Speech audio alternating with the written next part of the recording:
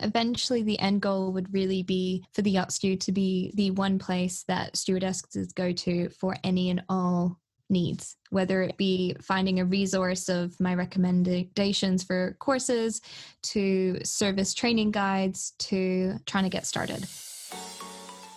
Hey guys, you're listening to The Side Hustle Movement, a podcast for you, the high-achieving female entrepreneur who's tired of their 9 to 5. Now, I know you're wanting to turn that side hustle into your full-time gig. Hell yeah. I'm Sheree Murray, ex-chef from the luxury super yachts, and now I'm living life on my own terms, helping women reclaim their financial sovereignty, time choice, and freedom back. Now, each week, I'm going to be bringing you tips and tricks straight to your phone that you can implement into your business. Are you ready to take your side hustle to the next level?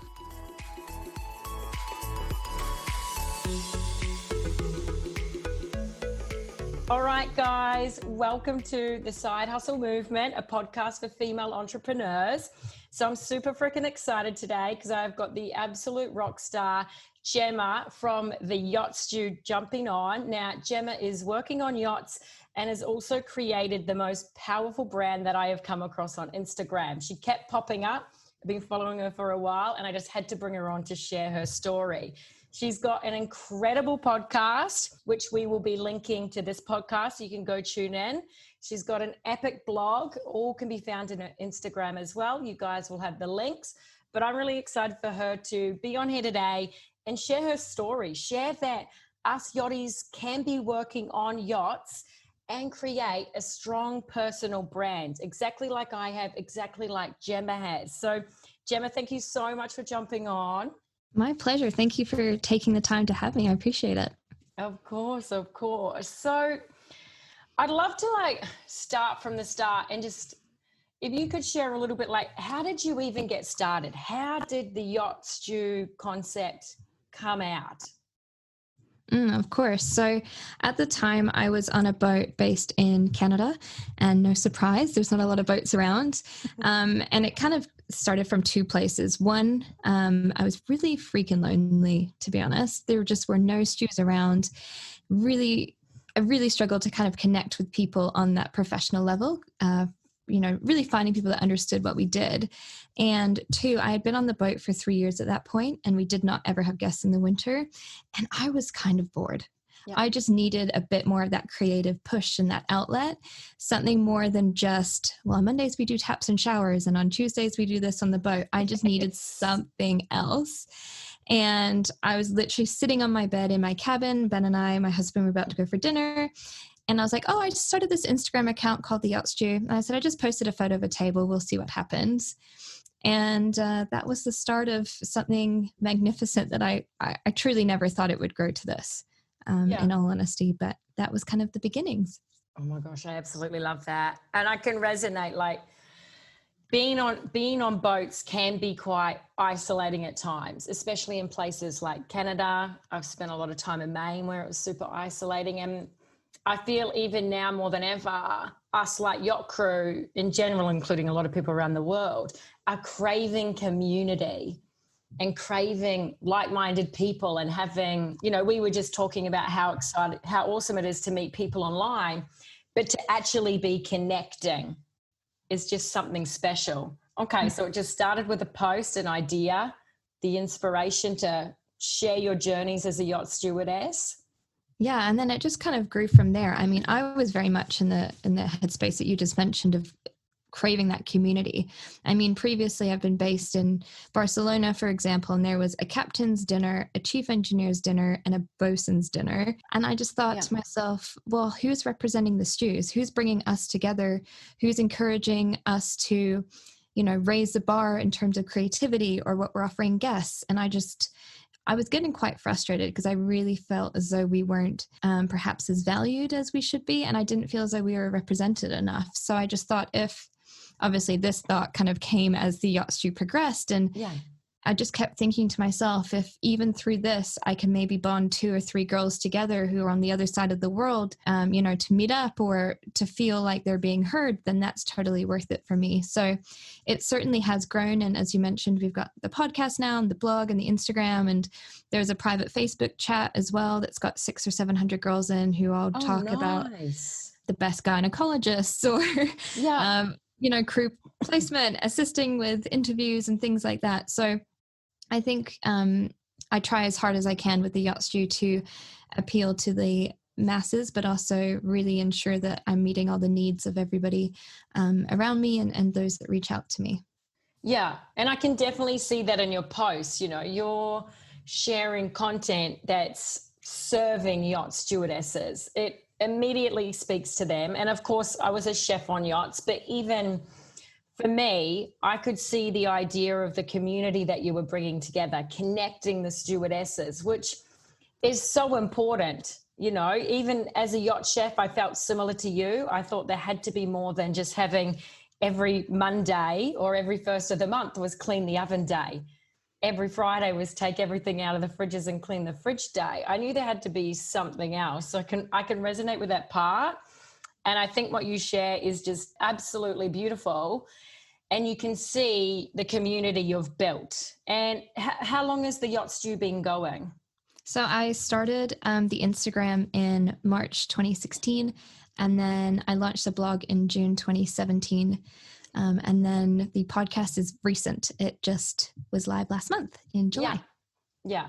The podcast is amazing. And everyone will have access to the podcast through this podcast. I'll make sure all the links are up there.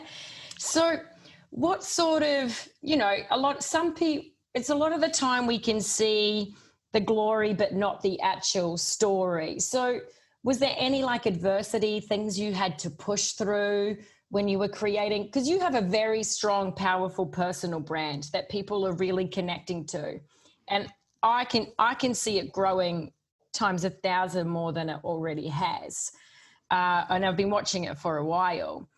But what was going on at the start? Was there any adversity? Were you afraid of showing up as yourself? Yeah, massively. I mean, the first 6 months, no one knew my name. Yeah. No one knew anything. No one had seen a photograph of me. And I think the whole purpose was initially, I just wanted to help inspire and to be inspired by others through a community. It wasn't about, hi, I'm Gemma and I work on boats. It's, hey, I'm a stewardess and I would love to connect with other stews. I wanted to take away, I guess myself from the equation. And I think it also is, I don't know the best way to describe it, but it can be a little intimidating as well. And I meet people who are like, oh, you're the Yacht Stew. And it has happened a few times now. And I just, oh my gosh, I get really embarrassed. And I don't know why I get embarrassed, but I just think, I love connecting to people on a personal level. So for me, the Yacht Stew is about the community. And then I guess sometimes I do struggle to bridge that gap of I know I run the Yacht Stew, but the Yacht Stew for me is everybody that's a part of it. It's not me. So when people, come up and meet me and go, oh, you're the Yacht Stew, I think actually you're a part of the community. So are you. I'm just Gemma. That actually just gave me goosebumps, was having, just that the Yacht Stew is the community. It's not just you.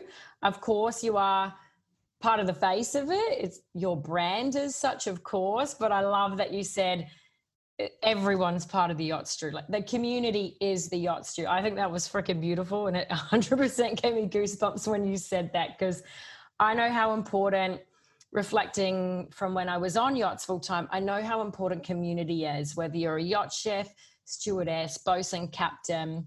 So I love that you found a gap where people weren't being supported and created that. And I can definitely resonate with not wanting to be seen. It's definitely a bit nerve-wracking putting yourself out there. So how did you overcome it? Or was it just a natural progression that you decided you'd attach your name to the Yacht Stew? It certainly happened over time. As I said, it took 6 months. So it definitely took me some time to warm up to the idea. I was just very fortunate in that a few publications were reaching out just to do interviews about yachting on the west coast of Canada or being a yacht stew and so on and so forth. And they always kept asking for my name and I just kept saying no. And eventually I just thought, well, what's the harm if people know who I am? And, I guess the initial thought with the Yacht Stew was I'm really lonely. And I just thought, how am I ever going to connect one-on-one with people if they don't even know my name? And when people would message me and ask for advice or just, on Instagram and so on and so forth. And I would always say, oh, by the way, my name is Gemma. And I just thought, gosh, I think they should just know who I am. And I had to just own it eventually. And I did, and I shared a photo. And shortly after that, I actually shared a photograph of my husband and I from our engagement photo. And someone actually wrote the most horrendous, disgusting, cruel comment about me. And I said to my husband, I said, this is why I don't want people to know my name. Like, that was such a beautiful moment that they took away from us. So I have had to really try as hard as I can to not let any of that get to me. And it's certainly easier said than done because, you're letting people into your lives. So I think with the Yacht Stew brand, I'm not what people would call maybe the typical Instagram influencer. I let people into my life, but I also really try to focus on the broader spectrum. And I think I try not to get too personal sometimes because it can be quite devastating when things like that happen, and it's just really crap.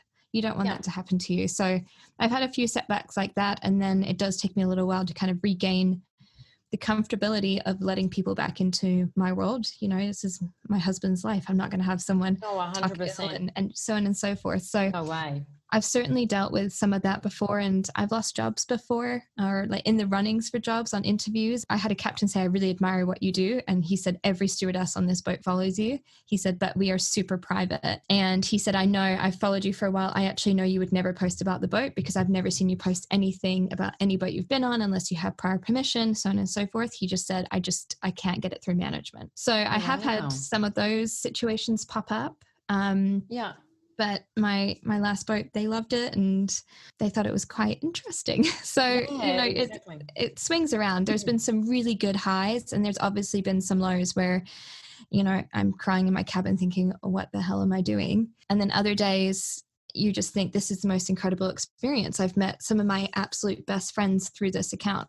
I've gone on holiday with them together. I've met their whole family. I love that. My wedding, and I wouldn't have met them without this. So for me, wow, that's so amazing. Cool. That is so cool. And I love that you shared the highs and the lows. Like, people can see, as we said before we jumped on, they can see the glory but not the story, not seeing like, you have the trials and tribulations of yachts being wary because of course your owners are extremely private. But as that captain said, I've never seen you post anything that showcases what boat you're even. I have no idea what boats you've ever worked on. Good. I'm doing my job. So what you're doing is working.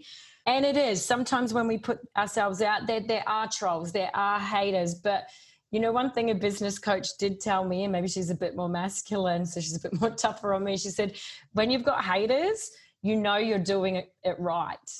But it's also shitty when you get it, when you get the negative comments, when you get, you're putting yourself out there and you get a negative comment. We're human, right? We're not robots. Yeah, it does take a while to bounce back. But I love that you've come back even stronger from this. And as you said, you're showcasing a bit of everything. Your main intention with the Yacht Stew, which you're doing amazingly as far as I can see, obviously the whole yachty world is seeing it, is showcasing yacht life and helping stewardesses and creating a community. And you let a little bit of your personal life in here and there, but your main intention for the account is to create an incredible community, which is what you've done. Where do you see this going? Where do you see the Yacht Stew going? You've got the blog, you've got the podcast, things.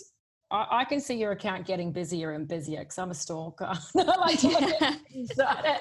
Where do you see it? What's your vision?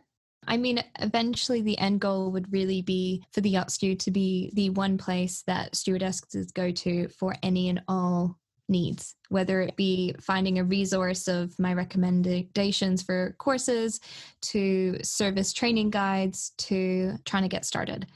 I think having one central location would be incredible. And I am so big on supporting entrepreneurship, supporting, girls that have left the industry or currently in the industry with businesses or similar to yourself. So I think having that one location where I can showcase everything and everyone would just be amazing. I mean, it would be pretty magical. Oh, I love that. I don't even doubt that for a second that that's going to happen for you, that the Yacht Stew will be the one-stop shop for yacht stews. I don't see that not happening. I think it's already done. So, and I'm excited to see it all unfold. So say there's like a yacht stewardess or any yacht crew member, because, it doesn't have to just be yacht stewardesses that are wanting to get into the online space or create an online brand. What sort of advice would you give for someone wanting to start creating a personal brand while they're working on yachts? Because, you might have heard this before, but as like a coach, as a business coach, I hear a lot of, I just don't have time. One more season, then I'll start my brand. There's no time right now. What would be your advice for the person listening to this podcast? They're sitting in the crew cabin, third charter in a row. They've been thinking about this business for years, they've had an idea. What would be your advice to them?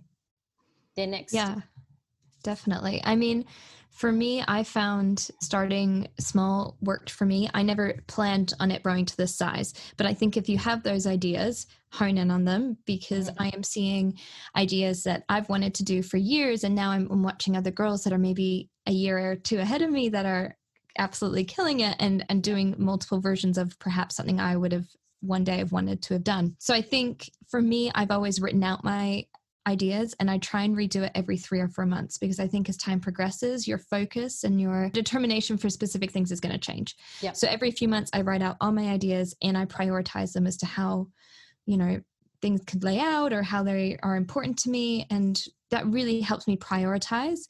But I just set myself small goals. I've been that person who, gosh, sometimes on charter, I'll be like, oh, it's 8 a.m. Okay, great. I'll go to my cabin and pee at noon. That gives me 4 hours. And then I'll run around like a crazy woman trying to get stuff done. And that's been me in the past. And so I get doing all this is so not easy. No, it's not. It's not. And eventually, I'm in a position where people reach out and ask for advice. I owe it to them to give them the time of day. I can't just give them a half-assed, you'll have a good day, when they've just poured their heart out to you. That's so unfair. So I think just prioritizing, for me, that's something that's really important. So even if it's not every day, every other day, I'll sit down and I will reply. On my breaks with guests on, if I get a 2-hour break, I will try and spend an hour smashing out a blog post, and then I have an hour of me time.